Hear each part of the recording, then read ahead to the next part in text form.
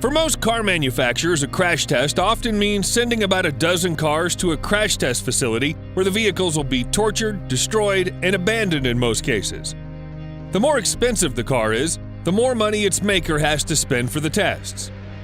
Here are some of the biggest spenders in the industry. Number 10. Range Rover Velar. The Velar itself is supposed to fill the gap between two other popular models, the Range Rover Sport and the Range Rover Evoque. A job it's done quite well with its 376 horsepower V6 engine, complemented with massive interior to house that high-tech comfort. Euro NCAP has tested the 2017 model, and the car passed with flying colors.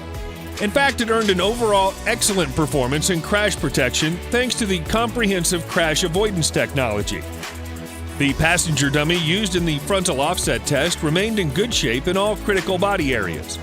The passenger compartment also stayed stable upon impact. On the more severe side pole impact, the Range Rover Velar even scored maximum points. Moreover, the emergency braking system was shown to be effective to help avoid collisions at almost all test speeds.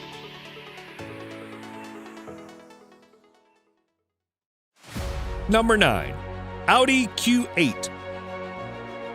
The Audi Q8 shares almost its entire structure with the Q7 and has the same safety equipment as well. Key safety features include standard forward collision warning, automated emergency braking, and blind spot monitoring, among others. The lack of changes in the safety equipment department is apparently a good thing for the car. The NHTSA gave the 2021 Audi Q8 5-star crash test rating. It earned a perfect score in the side crash test and all its subcategories, and near perfect in frontal offset as well as rollover. The IIHS even named it a top safety pick, which means it has a good safety rating for driver and passengers, roof strength, front crash prevention system for both vehicle-to-vehicle and vehicle-to-pedestrian assessment. Number 8. Tesla Model S. The 2014 Tesla Model S safety rating is perfect. Independent testing by the NHTSA for the model year resulted in maximum points in all categories and subcategories without exception. It is 5 out of 5-star rating for every test conducted. The biggest advantage the Model S had for the test was the absence of a large fuel-powered engine block, giving it a longer crumple zone to absorb impact. On the side pole test, Model S did remarkably well thanks to the deep aluminum extrusions in the car's side rail to distribute force of impact to the entire car body, minimizing effect before the pole hit an occupant. The car had only a 5.7% rollover risk. Number 7. Porsche Taycan. Porsche's first electric car is a sleek sports sedan that fully lives up to the brand's high-performance reputation. Although the Euro NCAP gave the Porsche Taycan an overall 5 out of 5-star rating, which is the highest possible score, the car only scored marginal in rear-end collision, in which protection against whiplash injuries on the head restraints and front seats still had room for improvement. The same thing applied to the rear seats.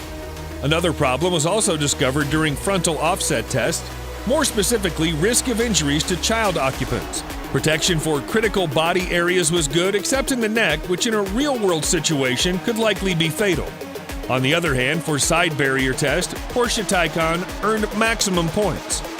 Passenger detection system added with autonomous emergency braking worked flawlessly to avoid collision with pedestrian, cyclist, and other vehicles as well. Number 6. Mercedes-Benz G-Class. The 2020 G-Class has not been crash tested by the NHTSA or the Insurance Institute for Highway Safety. In Europe, the 2019 model has been reviewed by the Euro NCAP, and it came out earning a perfect score of 5 stars. In both side pole impact and side barrier tests, the G-Class proved to be a safe vehicle as all critical body areas of the occupant were well protected. For that, it earned maximum points. Similar to the Taycan, automatic emergency braking comes standard in the G-Class. Even when driven at highway speed, the lane assistance system worked very well to prevent inadvertent drifting out of the lane and some other more critical situations. Unfortunately, the chest compression on the driver's seat and frontal offset and fill side barrier test was found to be weak.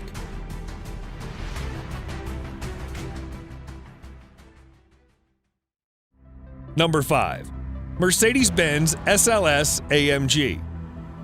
Even by today's standard, the SLS AMG is an incredible machine built for speed thanks to its 6.2-liter V8 that generates 583 horsepower.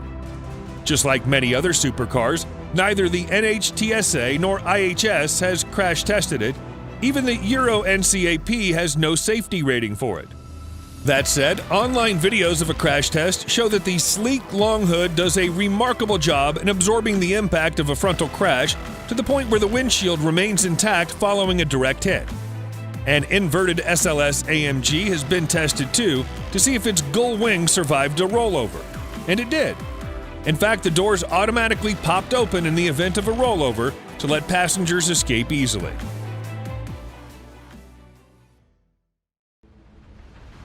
Number 4. Lamborghini Murcielago. In early November 2010, Lamborghini announced that its Murcielago line came to its end of production.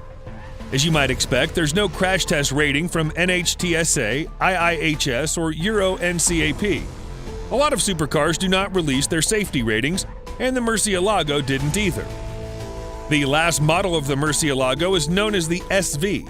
Except for the steel doors and roof, the entire body is made of carbon fiber. During a frontal offset test, the car had to rely solely on the frame and front hood to absorb impact, which it did very well. Upon impact, the crumple area was crushed, but the cabin remained intact despite the absence of engine in the front. Number 3. Bugatti Veyron.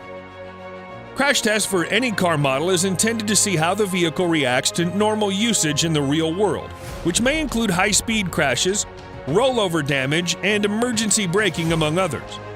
To get accurate data, multiple crashes are necessary.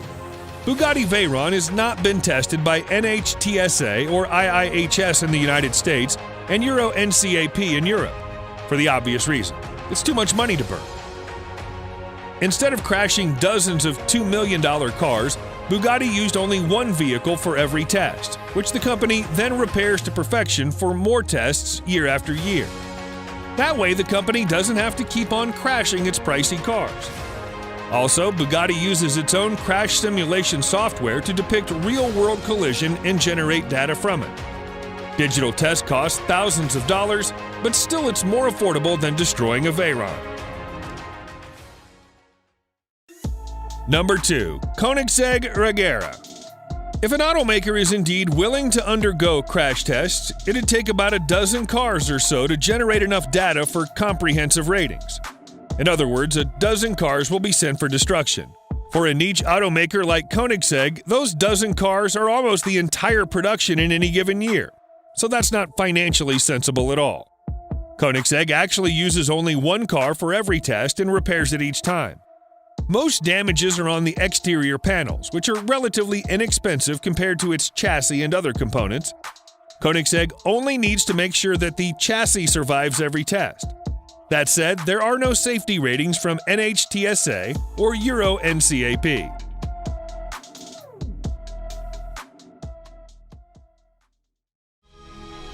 Number 1. Pagani Huayra.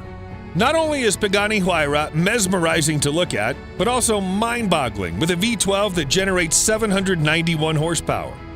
This car's not been crash tested by IIHS, NHTSA, or Euro NCAP, but then again, Pagani is not required to undergo the test anyway.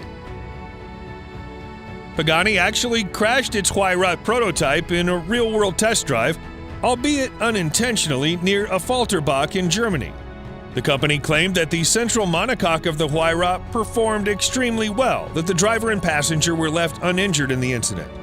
In a crash test video clip that circulates online, Pagani Huayra's structure is shown to withstand a frontal impact at a strength that would otherwise shatter a standard carbon fiber part.